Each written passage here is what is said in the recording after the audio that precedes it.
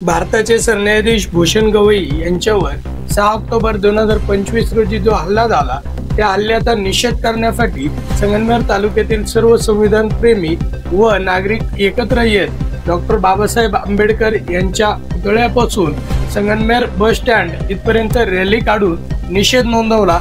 बघूया सविस्तर वृत्तांत महासंगम न्यूज सोबत। महासंगम न्यूज, खुलासा सत्य असत्याचा। या ठिकाणी भारतीय संविधानावर, या देशाच्या स्वातंत्र्यावर, या देशातल्या लोकशाही व्यवस्थेवर, या देशामध्ये लोकशाही समाजवादाचं स्वप्न पाहणाऱ्या सर्व घटकांमधून आलेले माझे सगळे भावांनो आणि बहिणींनो, या पद्धतीने आपल्याला आज रस्त्यावर यावं लागलेलं आहे। आपण कायम रस्त्यावर येणारी माणसं आहोत, आपण अन्याय सहन करणारी माणसं नाही आहोत। ज्या पद्धतीने गेल्या काही वर्षांमध्ये विशेषतः थोडं आपण पण नीट हे सगळं बघितलं पाहिजे। मला आठवतंय मी जेव्हा आता डॉक्टर बाबासाहेब आंबेडकरांच्या पुतळ्याजवळ आले, याच्यामध्ये जे माझ्या वयाची माणसं असतील ते कदाचित त्या दिवशी तिथे उपस्थित असतील। 6 डिसेंबर 92 तिकडे बाबरी मशीद पाडली जात असताना आम्ही इथे बाबासाहेब आंबेडकरांच्या पुतळ्याजवळ उपोषण केलं होतं आणि त्या दिवशी तिथे चाललेल्या सगळ्या दुभासुळाचा निषेध आम्ही या बाबासाहेब आंबेडकरांच्या पुतळ्याजवळ केला होता। त्यातील तोच दिवस निवडला होता की ज्या दिवशी बाबासाहेबांचं महानिर्वाण झालं। ज्या माणसाने या देशाला 2 गोष्टी दिल्या असं मी मानते, इथल्या दीनदलित जनतेच्या मनामध्ये स्वाभिमानाची ज्योत जागृत केली, चैतन्य निर्माण केलं, या देशाच्या महिलांसाठी हिंदू फोन दिल्यासारखी एक महान गोष्ट दिली आणि भारतीय संविधान निर्मितीमध्ये अपार कष्ट घेतले। त्या डॉक्टर बाबासाहेब आंबेडकरांचा महानिर्वाण दिवस यांनी ज्या पद्धतीने निवडलेला होता तेव्हापासूनच यांची पावलं आपण ओळखलेली। दुर्दैवाने असं झालं की सत्तेमध्ये ते जाऊन बसल्यामुळे कधी दिल्लीत संविधानाची प्रत चालली गेली आणि आता भूषण गवई साहेबांवरती झालेला हल्ला, भूषण गवई साहेबांनी ज्या दिवशी शपथ घेतली ना संविधानावर हात ठेवून की मी या देशाचा सर्वोच्च न्यायालयाचा न्यायाधीश म्हणून शपथ घेतो, आणि ज्या दिवशी ते कोर्टात पहिल्यांदा काय बोललेत कोणी कोणी पाहिले तर आपण आपल्या चळवळीत अधिक जागरूकता आणली पाहिजे। ते आले आणि काम करताना बोलले, जय भीम, मी संविधानाचा माईक आहे, मी या भारतीय संविधानाचा आधार घेऊन इथे काम करणार, मला या भारतीय संविधानाने इथे पोहोचवलेलं आहे आणि त्या संविधानाचा पाईक होऊन मला इथे काम करायचंय। त्या दिवशी संध्याकाळपासून सनातनी म्हणवणाऱ्यांनी ट्रोलिंग सुरू केलं भूषण गवई साहेबांना। अतिशय वाईट पद्धतीने भूषण गवई साहेबांच्या वरती आक्षेप घ्यायला, त्यांच्या काय काय शोधायला सुरुवात केली। या देशातल्या जाती संस्थेचा रोग उपसून टाकण्यासाठी तथागत गौतम बुद्ध असतील, महावीर असतील, गुरु नानक असतील, तर इकडे शिवाजी महाराज, राजर्षी शाहू महाराज, महात्मा गांधी, महात्मा फुले अशी कितीतरी नावं आहेत की ज्यांनी या देशातल्या जाती संस्थेचा हा रोग उपसून टाकण्याचा प्रयत्न केला, पण ही जात अशी खरबडल्यासारखी वर येते आणि ती माणसाला माणूस म्हणून पाहण्यापेक्षा त्याच्या छाती शोधण्याचं काही लोकांचं एक षडयंत्र 2014 नंतर या देशात माणसं खरबडली आहे।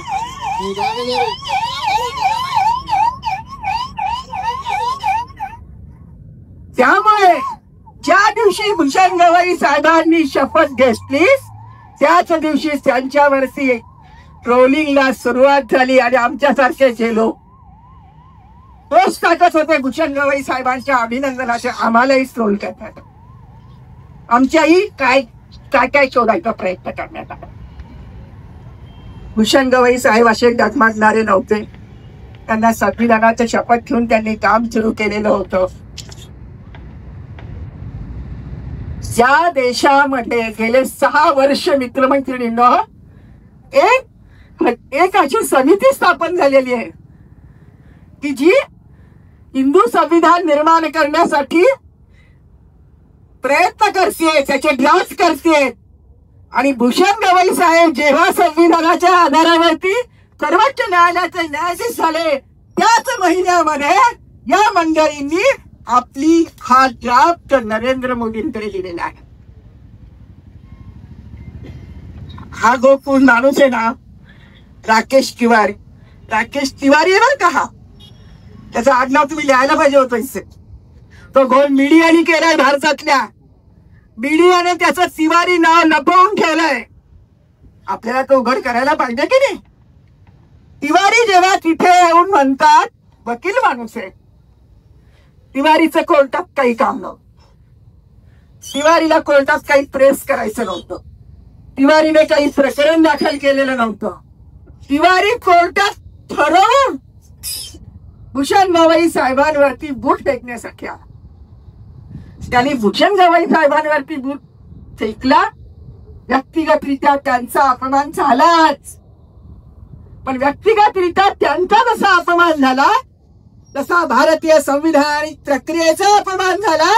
भारतीय स्वातंत्र्य आंदोलनाने दिलेल्या लोकशाही समाजवाद धर्मनिरपेक्षता मूल्यांचा अपमान झाला आणि त्याचबरोबर आपल्या न्यायालयीन सगळ्या प्रक्रियेचा अपमान झाला आणि तुमचा माझा या.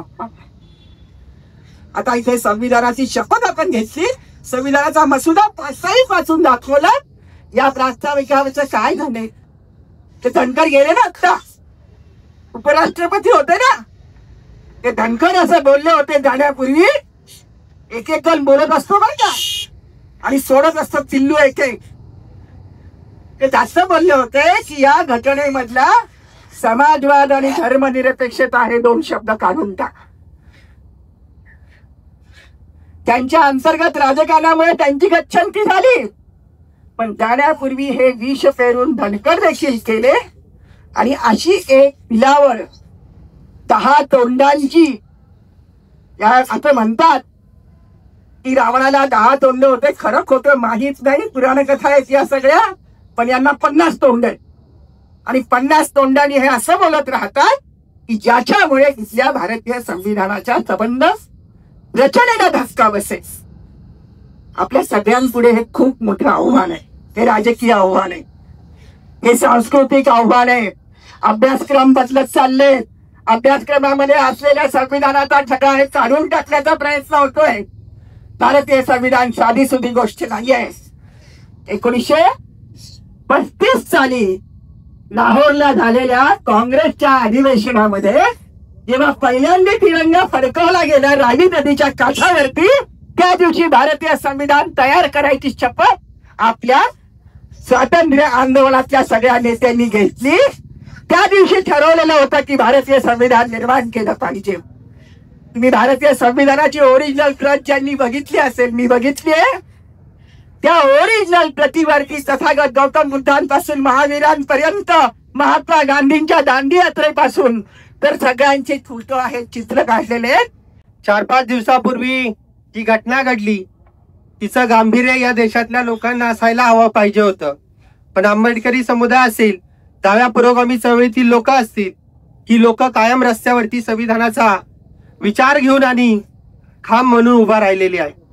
मला राष्ट्रीय स्वयंसेवक संघाला 2 प्रश्न विचारायचे आहे की राष्ट्रीय स्वयंसेवक संघाचे प्रमुख मोहन भागवतांना विचारायचं आहे की एकीकडे तुम्ही संविधान आम्ही मानतो असं म्हणता आणि दुसरीकडे तुमच्या ज्या राष्ट्रीय स्वयंसेवक संघाच्या बाकीच्या ज्या संघटना आहे त्या भूषण गवईंचा निषेध करण्यासाठी आंदोलन करत होते या देशामध्ये.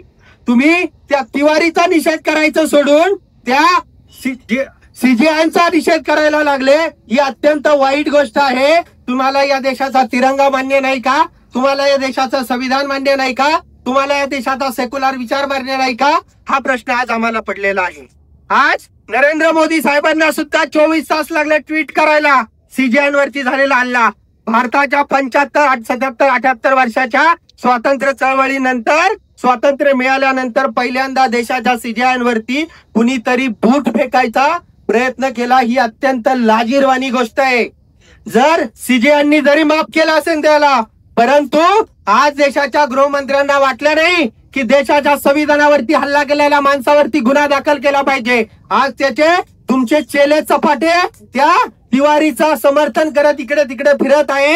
ही लाज वाटण्यासारखी गोष्ट आहे. अरे छोटे छोटे आंदोलन केले तर तुम्ही गुन्हे दाखल करता, खोटे खोटे लोकांना अडकवता, खोट्या बेल लावून 5-5, 10-10 वर्ष लोकांना जेलमध्ये ठेवता आणि भारतीय संविधानाचा अपमान करणारा, सीजेआंवरती भूत फेकणारा आणि त्यांचे वाईट पद्धतीने, विकृत पद्धतीने वरती फोटो तयार करणाऱ्या लोकांना तुम्ही अशीच मोकळीक सोडून देता?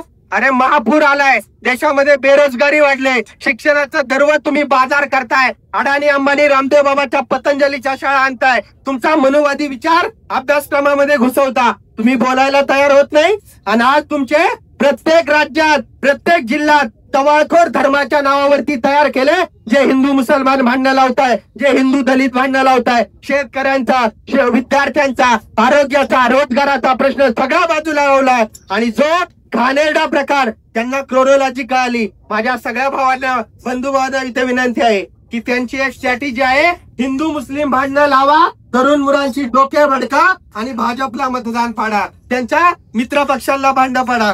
पण मी असं अगदी अभिमानाने म्हणेन की डरने की बात नाही, संविधान हमारे साथ है. कितीही आले, कितीही गेले तर लय मजबूत आहे आपल्या भीमाचा किल्ला, कुणालाही घाबरायची गरज नाही.